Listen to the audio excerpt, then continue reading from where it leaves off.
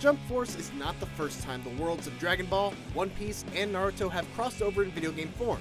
Seeing as its announcement came on the 50th anniversary of Weekly Shonen Jump, the weekly shonen manga anthology that houses each of those series, Jump Force feels like it was designed to be a little extra special, even if a poorly tuned E3 demo seemed like it was designed to hold it back.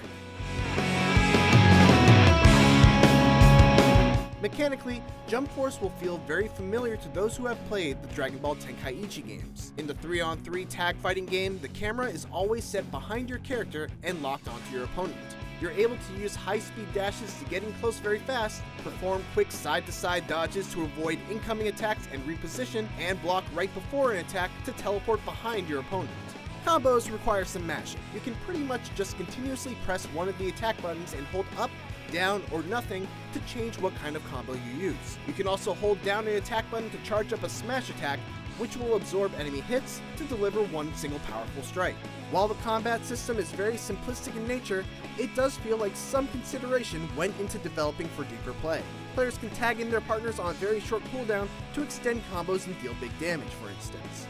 Throws and fully charged smash attacks can punish those who try to block everything, and players must also be mindful of their meter that governs their 3 special moves. As it stands, Jump Force isn't anywhere near the level of depth or complexity as a game like Dragon Ball FighterZ, but at least it feels like there's enough here that will separate those who take the time to learn the mechanics against those who just mash on the attack button.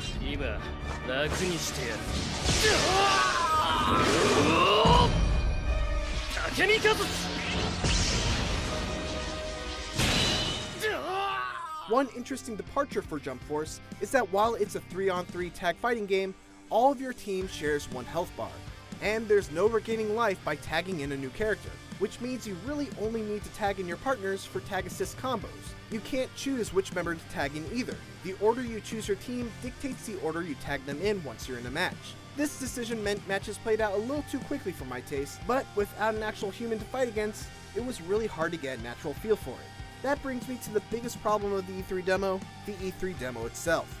For some reason, Bandai Namco limited E3 attendees to only fighting against brain-dead, easy AI that essentially would just stand there and wait for you to hit them. There was no difficulty selection or ability to fight against other people, just a practice dummy that would randomly wake up, do a combo, and then go back to sleep.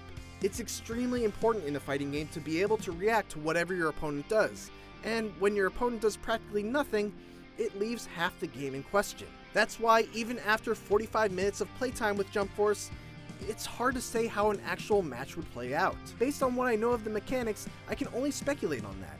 There's a comeback mechanic called Awakening, for example, that requires you to get beat up in order to fill up a separate meter. But I can't really tell you how much it actually affects matches because I would have to literally put the controller down for a minute or two in order to allow the lazy AI opponent to hit me enough to charge that meter. But a poor E3 showing isn't necessarily reflective on Jump Force as a whole. The game looks stunning.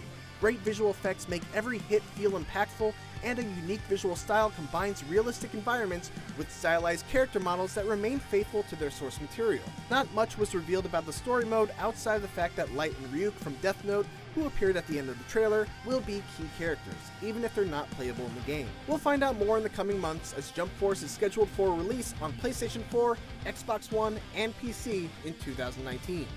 Thanks for watching this video, and if you want more Jump Force, check out all of our gameplay videos from the show floor. And for everything else, keep it right here on IGN.